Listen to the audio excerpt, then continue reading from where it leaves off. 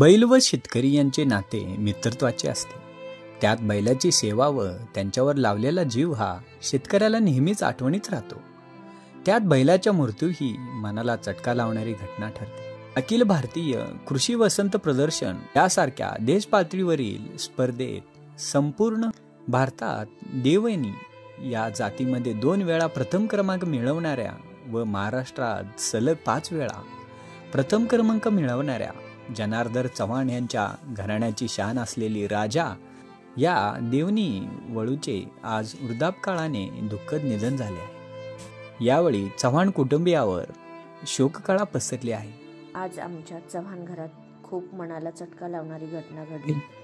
ती म्हणजे आमच्या लाडक्या वळूचे वृद्धापकाळाने निधन झाले आणि त्याच्या लहानपणापासूनच्या आठवणीने हृदय भरून येऊ लागले.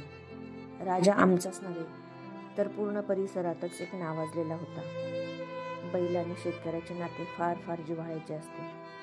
त्यात बैलाने मालकाची केलेली सेवा आणि मालकाचा त्याच्यावर जडलेला जीव हे एक वेगळंच नातं असतं. राजा आमच्या घरी आला तेव्हा त्याचं वय जेमतेम 2 वर्षाचं होतं. त्याचं रुबाबदार गोंडस रूप कोणाच्याही मनात भरावं असं देखणं होतं.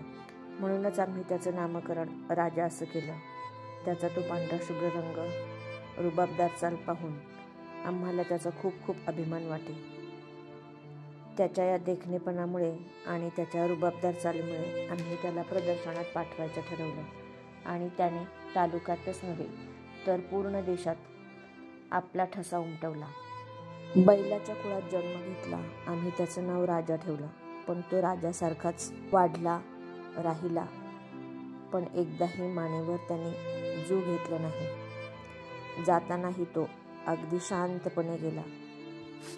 आज आमच्या घरात अत्यंत दुःखाची घटना घडली. आमचा एक फॅमिली मेंबर म्हणजे राजा वळू, जो 2 वर्षापासून आमच्याकडे होता.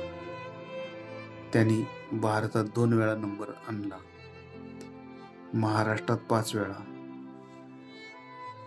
त्याच्या या मुळेच आम्हाला पुणे जिल्ह्यात तर नव्हे तर महाराष्ट्रात नव्हे तर देशात चव्हाण कुटुंबांना ओळखायला लागले. असा एक आमचा फॅमिली मेंबर होता. ते वय झाल्यामुळं, अचानक त्याचं हे झाल्यामुळं आम्ही सगळे दुःखात हे आहोत. राजाची ओळख ही फक्त पुणे जिल्ह्यापुरताच मर्यादित नव्हती, तर राजभरात तो प्रसिद्ध होता. त्याचा चालण्याचा पळण्याचा रुबाब काही औरच होता. राजाच्या जाण्याने मालकासह परिवारात शोककळा पसरली आहे.